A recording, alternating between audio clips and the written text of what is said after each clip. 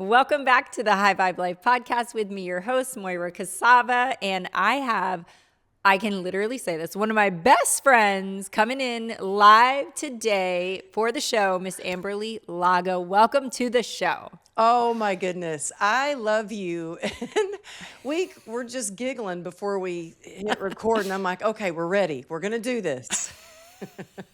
It's so hard for us because we just want to chit chat for hours, but that's what we're going to do, right? Not for hours. Don't worry, people. We're not going to hold you for hours.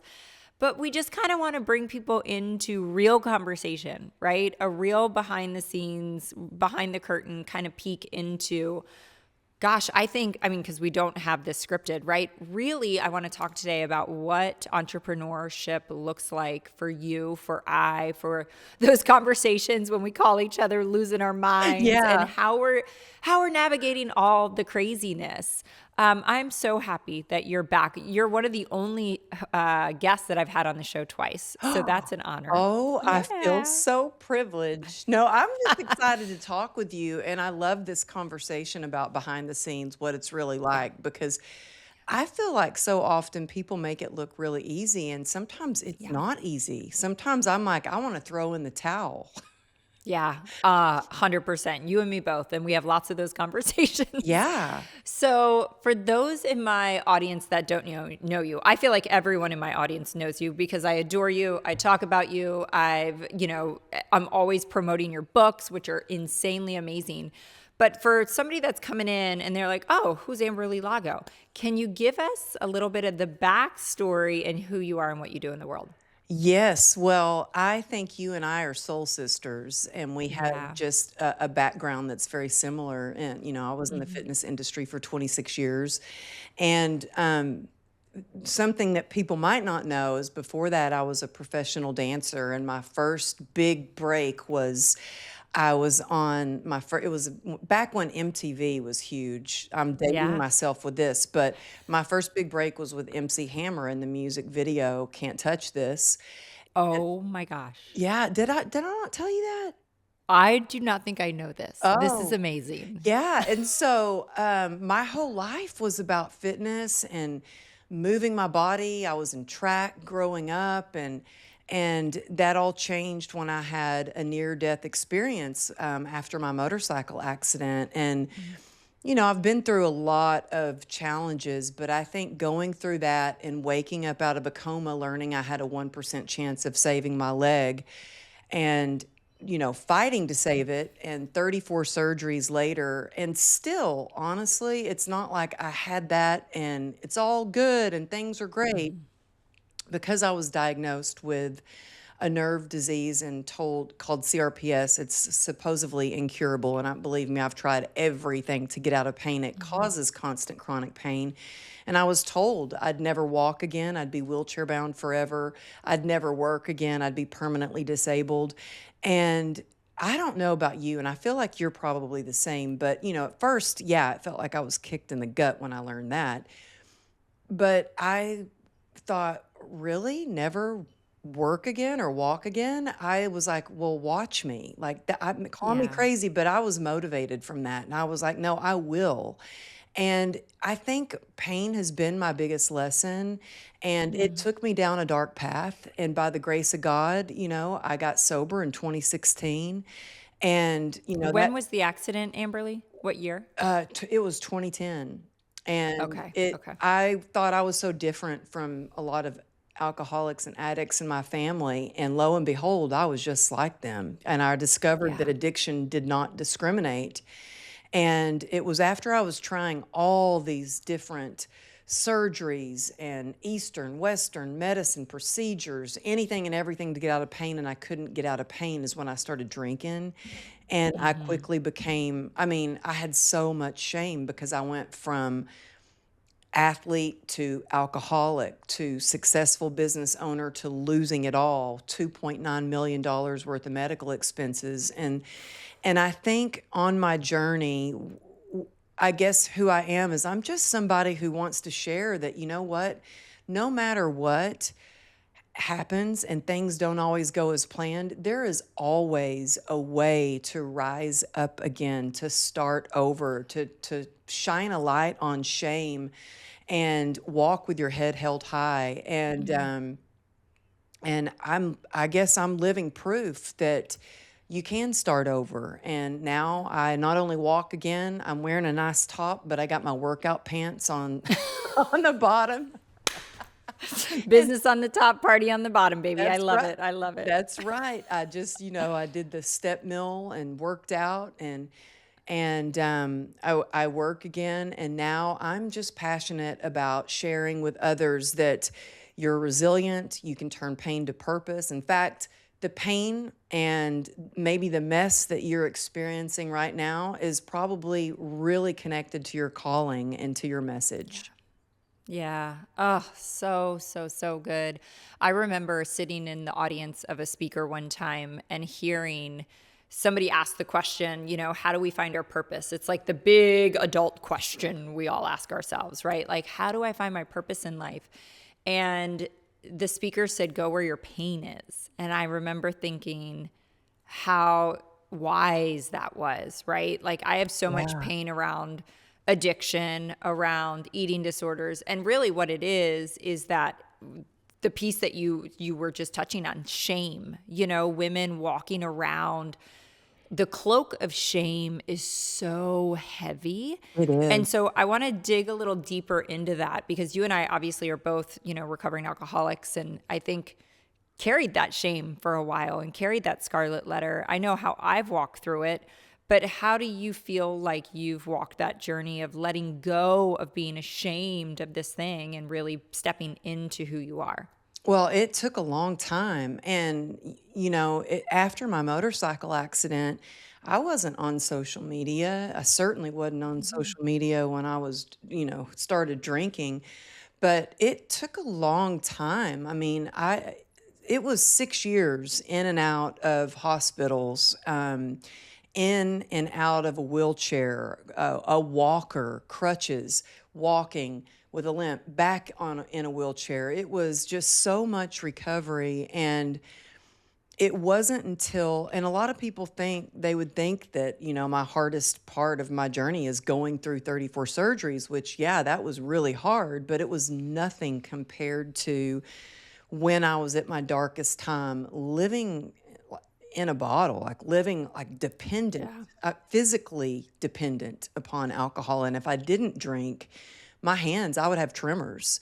And it Yeah, was at, same. I think it was at you were that way too?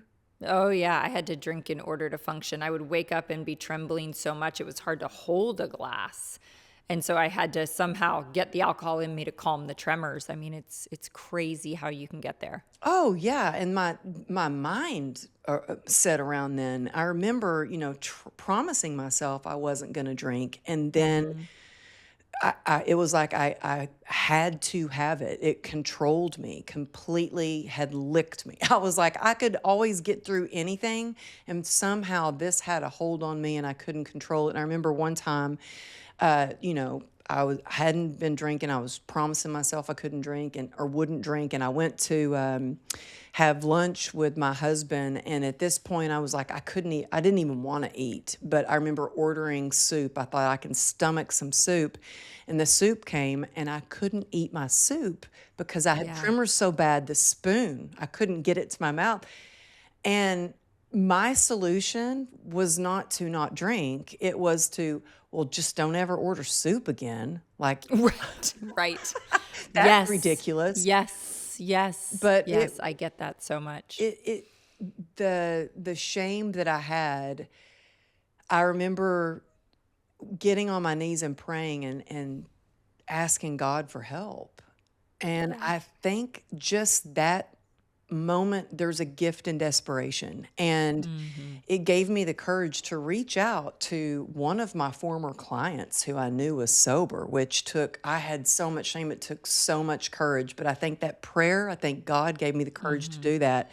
And I heard back from her, and she said, yes, I'm going to take you to a recovery meeting. I'm going to get you help. And I didn't hear back for a week.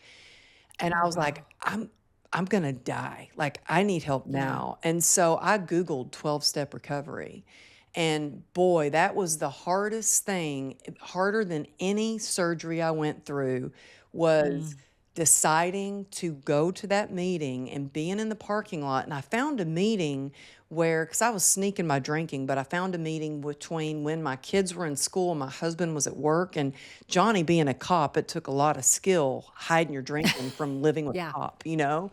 And Yeah. so I watched these women walking through this building and nothing was marked. And I thought, well, that must be the place. And I walked in and I sat in the corner of a room in between a nun and a cowgirl. I'm not joking.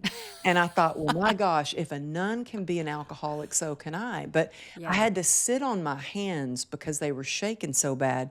But in that room, I heard hope, I saw joy, and I Yeah. heard people share a story that was almost exactly like mine. I thought I was so Yeah. different, and I realized, nope, I'm not. I am just like them. And I kept going back. And by the grace of God, it has given me my health back, my life back, a business, relationships. And it's the most important thing because if I didn't have it, I wouldn't be sitting here talking with you. I Yeah. wouldn't have the relationships with my family, my daughter, my clients.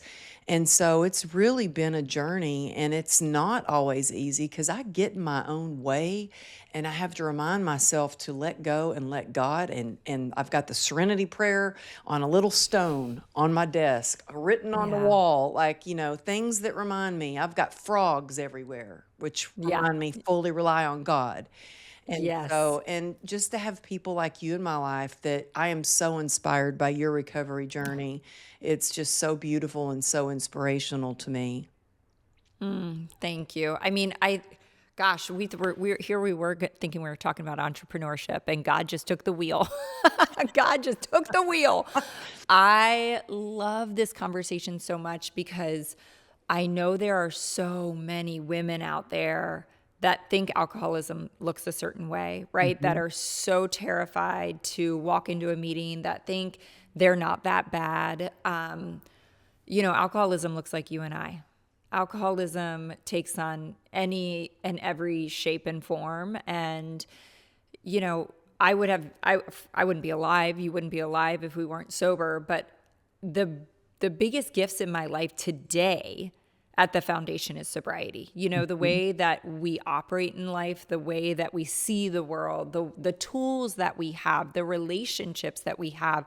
I mean, it's funny, you and I were just talking last week and we like hopped on the phone for 10 minutes and hopped back off, and we were both just saying in voice texts after that, like, gosh, a quick, just little 10-minute conversation with each other. And there is such a deep connection, Mhm. like you said, soul sisters. And so much of that comes from our histories, what we share in our addiction and now our recovery. And it is such a gift. So I just want to, if anyone is listening to this and struggling, what they tell us in AA all the time, it's like, it doesn't have to be that hard. Doesn't have to be that hard. Yeah. There is an easier, softer way. Yep. Yeah. And, even before we started recording, you were like, well, how's your day going? And I was like, well, I just was telling you about my grandmother, who is my rock, Mm-hmm. and she's not doing well. And I said, but what a gift it is that I get to be sober and I get to be there for her and my mom. Mm-hmm. And I have the relationship with her that I do because I think I would never forgive myself if I wasn't sober and I Yeah. wasn't there and I missed these moments with her. And also just being a mom and being Yeah. present for your child and wanting your child to want to hang out with you. Right. Right. Yeah. You've got two beautiful daughters. Let's pivot there for just a second.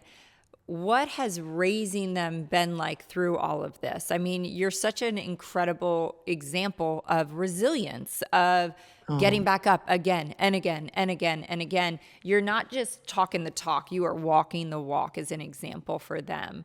What are they like and what are they doing in the world? Well, thank you for asking. One thing that I think was the hardest for me through the hospital and like the first time I was in the hospital for 3.5 months and just missing that time. There was just Yeah. moments that I felt like were stolen from me, being in a coma, being under anesthesia that many times, being out of it from just so much pain. And so At first I thought, I had guilt from about that. And Yeah. I realized, my daughters are my biggest inspiration. They were my reason to be resilient, set an example of being the victor of your life and not the victim, and showing them what's possible.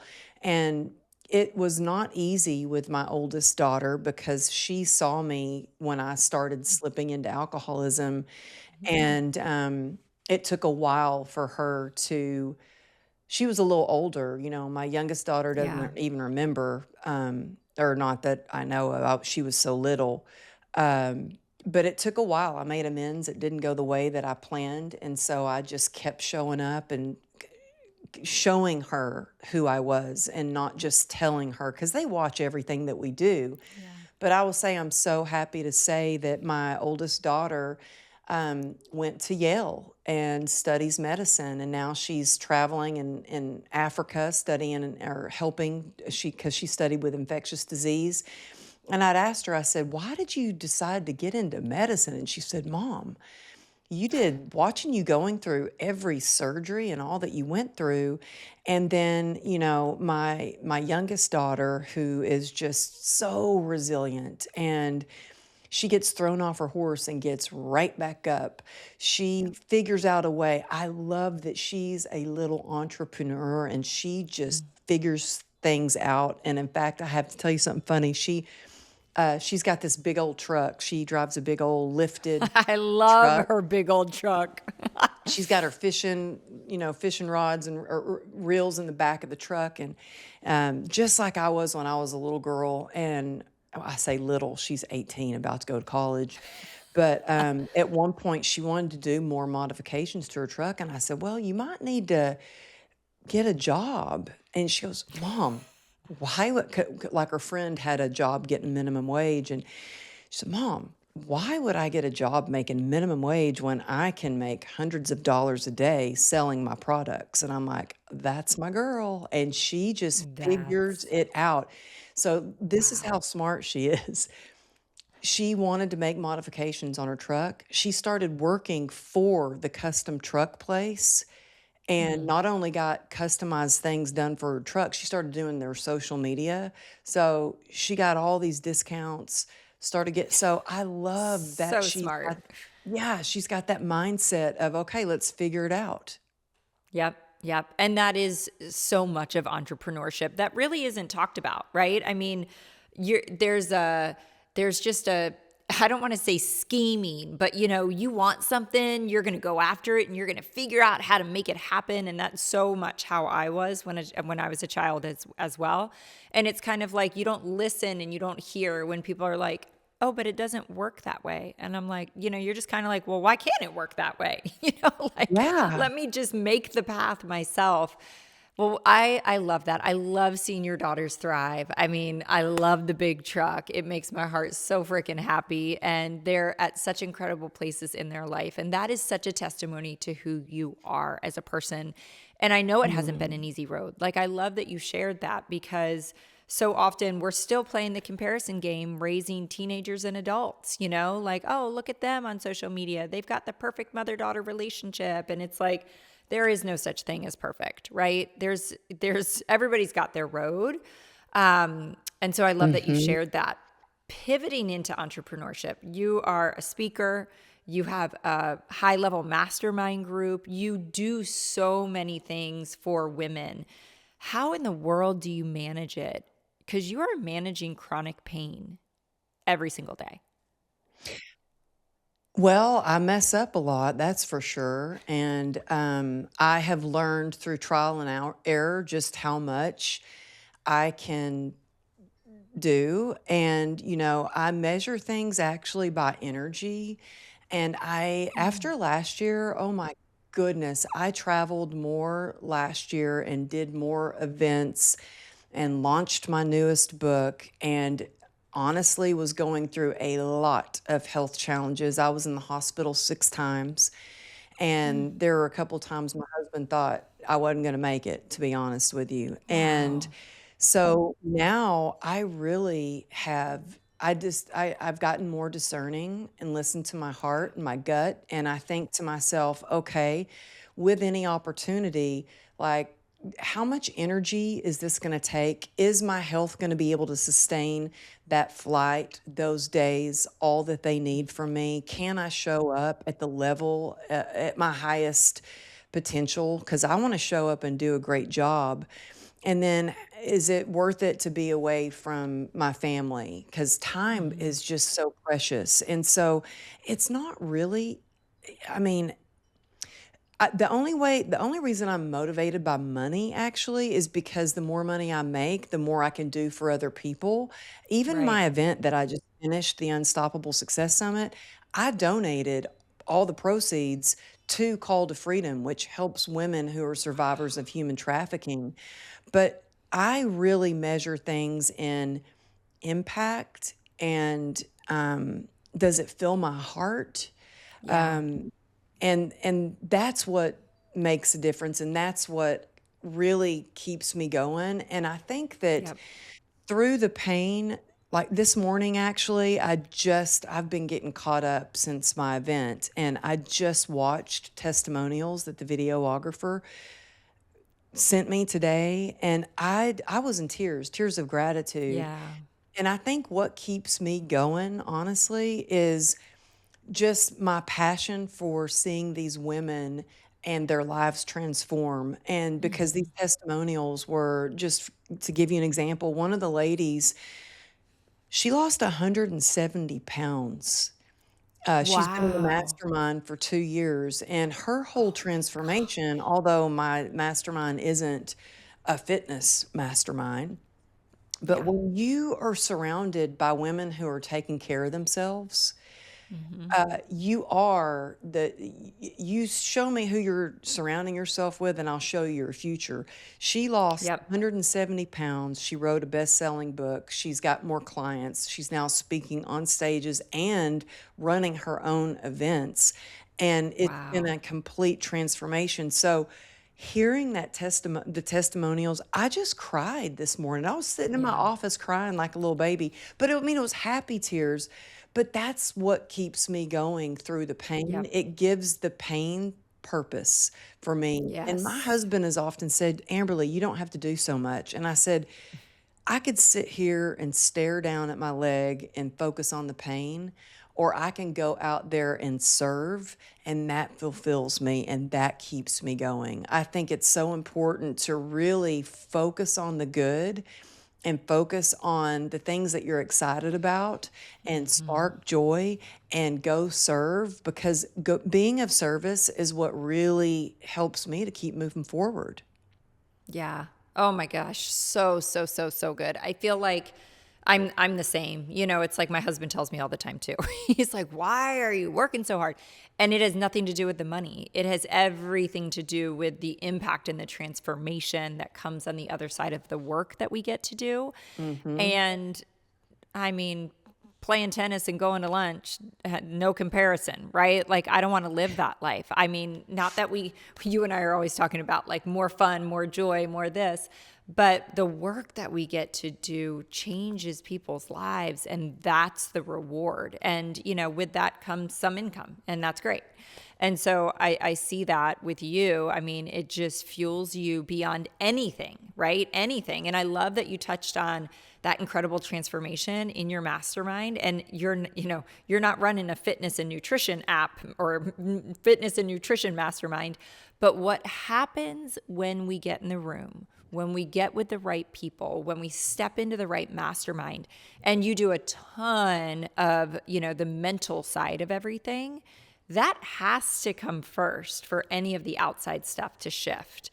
And I think that's a disconnect for some people. It's like every year I look at my business and my personal life and I think, what am I committing to? What type of business training or business mastermind or coaching, something to, keep that growing, but also from a personal standpoint, where am I growing and developing spiritually, mentally, all of that.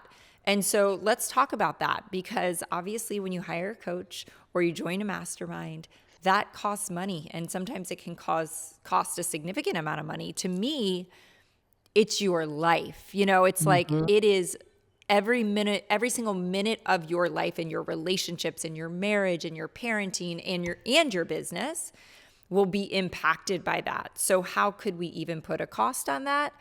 But talk to me about what you share with women about encouraging them to either join a mastermind or join a coaching program. Oh, I have learned so many mistakes from no, I mean, I guess they're expensive lessons, not mistakes. They've been Yes. expensive lessons, and so I'm so glad you asked this question. And you have incredible coaching programs and masterminds and all kinds of events. And I would say really be discerning, because what I've Yeah. learned and what my husband says all the time, and he is actually, Moira, he works for me now. He He does? does. I didn't know Yeah, he that. does. And his title actually is BS detector. Because he was a former cop, like he is Yeah. so good at it. And he says in our industry that there's a lot of that. And he Oh, yeah. sees how many mistakes, lessons I've learned. And I think there are a lot of people out there that are great salespeople. They are Mm-hmm. excellent at sales. They could sell ice to an Eskimo. And Mm-hmm. you really need to go in and know exactly what you're looking for. And you really need to hire someone who has done the things that you want to do. And Yep. they have other clients who they have taught, and they've seen results from working with that person. Yep. And I actually hired someone once, and this was the mistake I made. The person that told me, "Yeah, you got to hire this person. They're awesome." I didn't know that they were getting a big old fat commission by referring that Oh. coach. And I worked with that coach, and they really promised me a lot, and I didn't get any of the things Mm. that were promised. And it's one of the reasons I'm so passionate about working with women in the industry so I can time collapse their goals, Yeah. because I want to be there not just to teach them, but I want to bring other experts in, because I don't know Yeah. everything, but I want to bring other experts in. And I actually had somebody say one time, "Well, why do you feel comfortable bringing other coaches into your community?" And I'm like, "Yes, it's all about connection. And the more connections you make, the further you're going to go."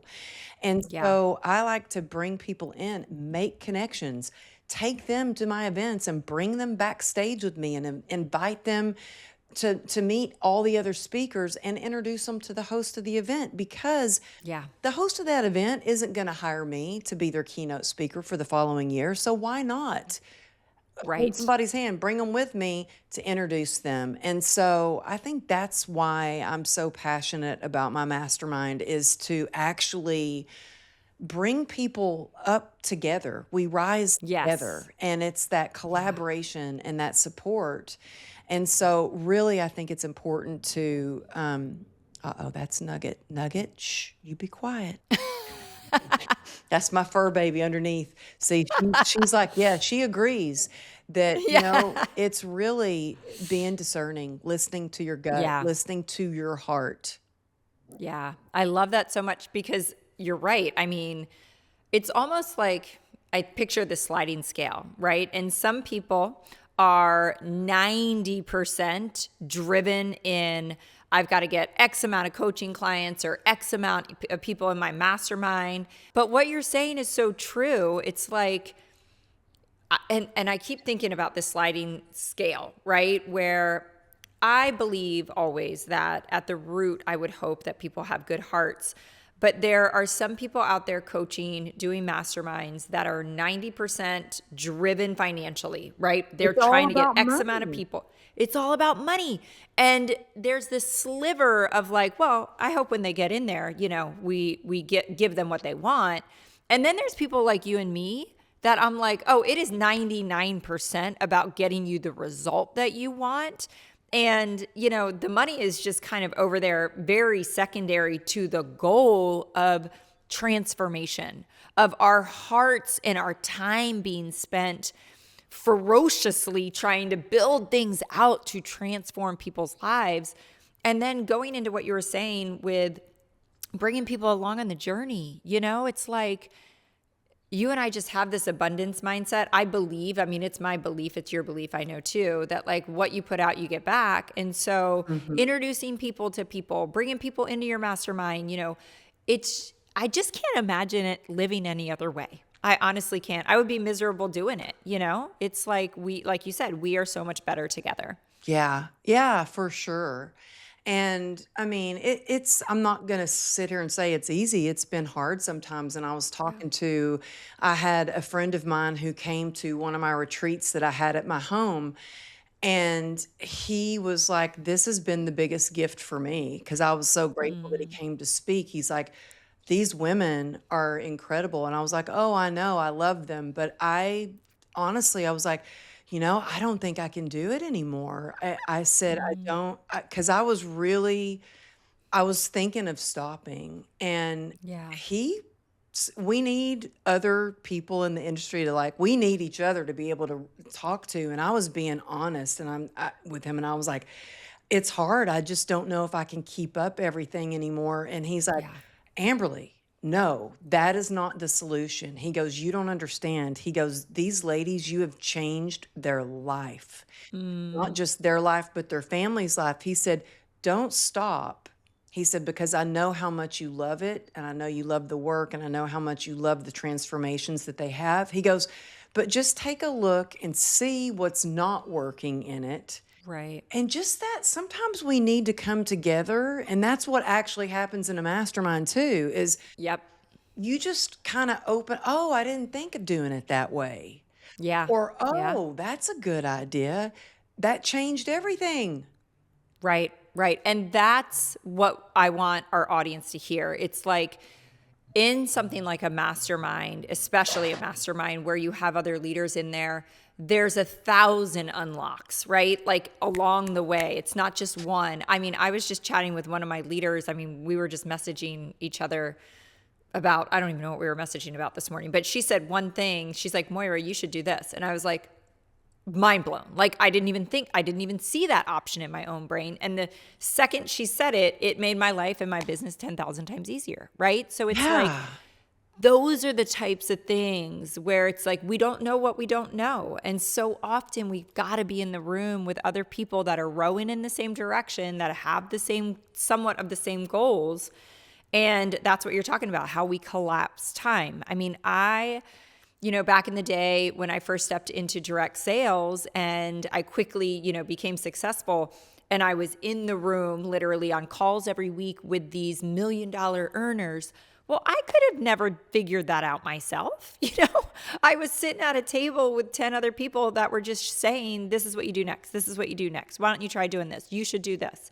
And so you have to, if you want success in any capacity in your life, you've got to be connected to other people, just like you said, that are ahead on the path, that have done and accomplished exactly what you're going for.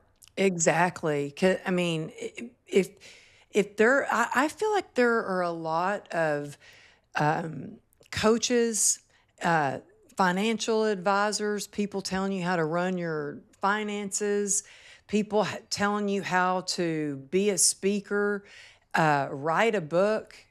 And I'm embarrassed to tell you this, but I remember when I was writing my first book, this guy was telling me, he's like, oh, I can tell you how to do this. And I was paying him a lot of money. And I met him for a couple of sessions.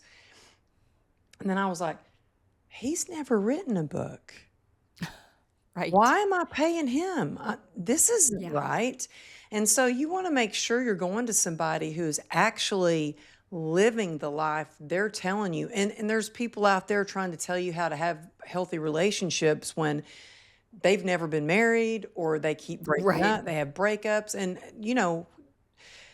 so I think it's important to really seek counsel and not opinion. Yes. Oh, so good. So good. And think about the parallel, right? Like we go to fitness trainers, physical personal trainers that are in shape. So that seems like, well, duh. But like, we don't always think about the same thing, or we're not looking behind that curtain because it's not so physically evident when we're talking about our professional journey. But gosh, it's the same exact thing in my book. I think so Um, too. yeah. I want to kind of not, I don't want to wrap up because we haven't had long enough. But as we get towards the end of this conversation, I always think about this, and people have asked me this when I've been interviewed on podcasts, but like, if you were to be able to have 5 or 10 minutes with a room and the books that you've written, the keynotes that you've given, all the wisdom that you have so much. What would you want to leave with people? What is your like parting message? What's the most important? I know there's so many, but where would you land? I would say connection, what we were just talking about, Mm, connection, and not just connection to others, but connection to your higher power. That, mhm, to me, my day starts with connection with God. mhm, And throughout the day, sometimes several times throughout the day, and my day mhm, ends with my connection with God, just saying thank you for another day of sobriety. But also, I feel like the world is very disconnected with their mhm, hearts, with their vision. And so, being connected and taking that time to, even on the drive to go see my grandmother yesterday, just having time in the car, it's a long drive, and having quiet time. I didn't have the music yeah, blaring, I just quiet to think about what are your big dreams? What are your goals? What do you want to post on social media? Who do you mm, want to meet in the future? And then connection with others. Don't do it mm, alone. If there's anything I can leave with you today is don't do it alone. I tried and yeah, it didn't work. I think connection is the opposite of addiction.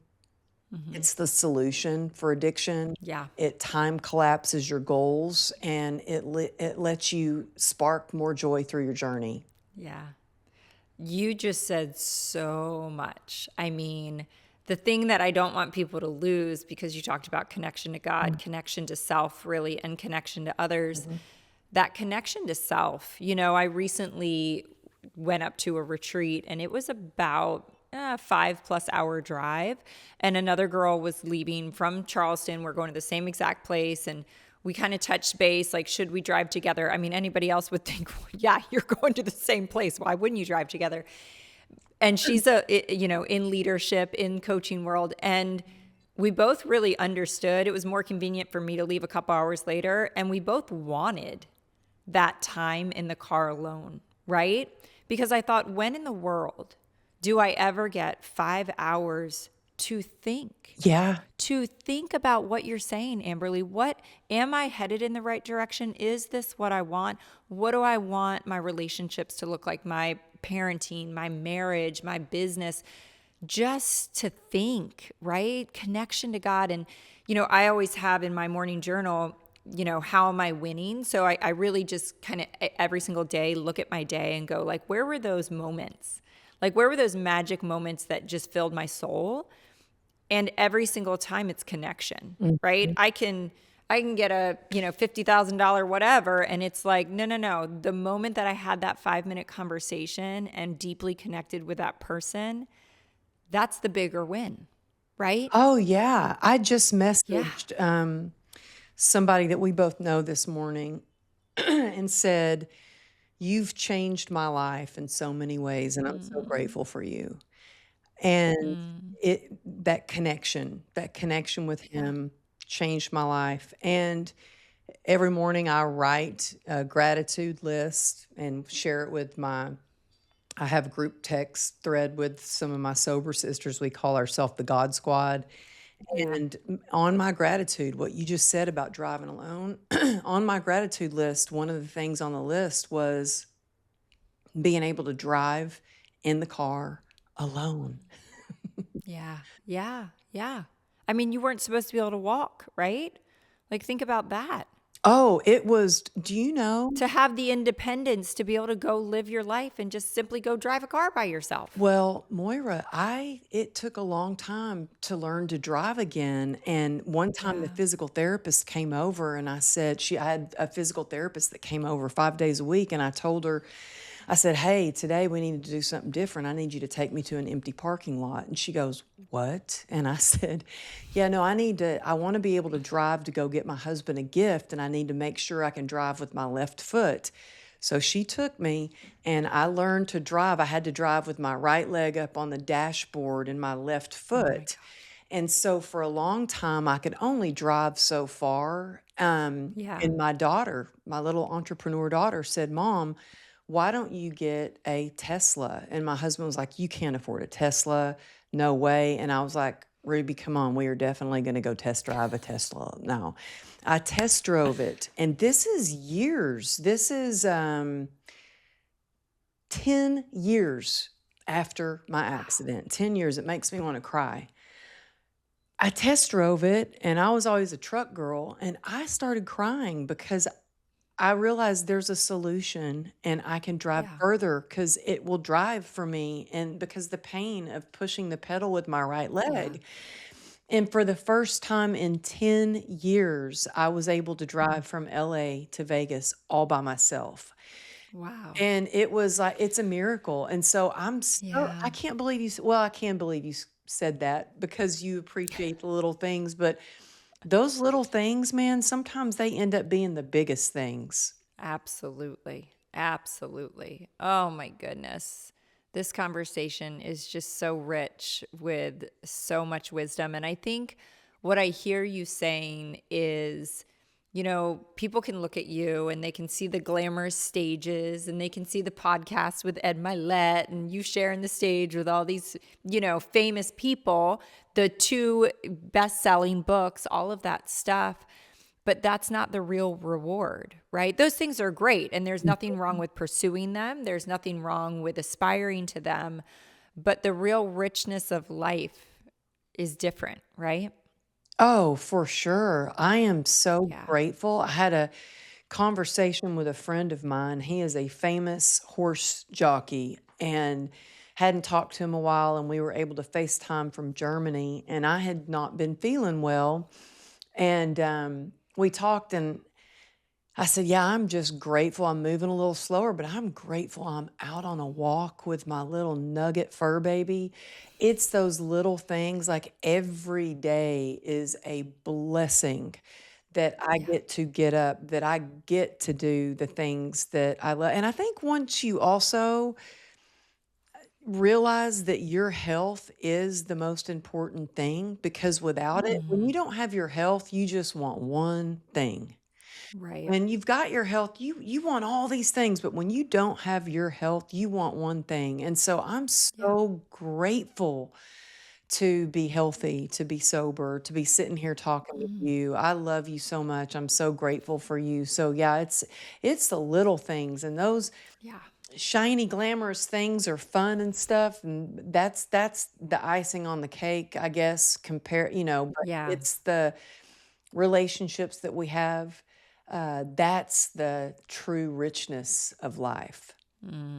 Yeah, I couldn't agree more. I could not agree more. Oh my gosh, this conversation, Amberly, I love you to pieces. You know that. You are, every single time we have a conversation, it is just so life-giving and so just fulfilling to my soul. Where can people find you? Where can they find out about your mastermind, every single thing you're doing, where your tour is stopping? Because I just saw that on Instagram this morning. Well, it was funny, I posted that this morning. My husband got up and he goes, "Wow, you're going to Boston? What, you're going to Florida?" Like, "Oh, we're," and I was like, "Oh, yeah." I said, I kinda do things and plan things and then ask Yeah. for forgiveness later. Uh, but my response to that was like, "Yeah, do you wanna come?" Yeah. Good one. Um, but yeah, Oh, I get I'm that. gonna be traveling a lot, and in between the travel, taking my youngest daughter to college, which I keep threatening her that I'm gonna move in with her. But, So you can find me at amberlylago.com. You can find all the events, the podcast, the book, upcoming retreat, which I'm so excited. Moira, we're having a retreat Yay. in Jacksonville, Florida, September 4th through 7th. And that's by invite. I mean, you reach out to me and I'm happy to tell you more about that because it's a very intimate Mhm. group.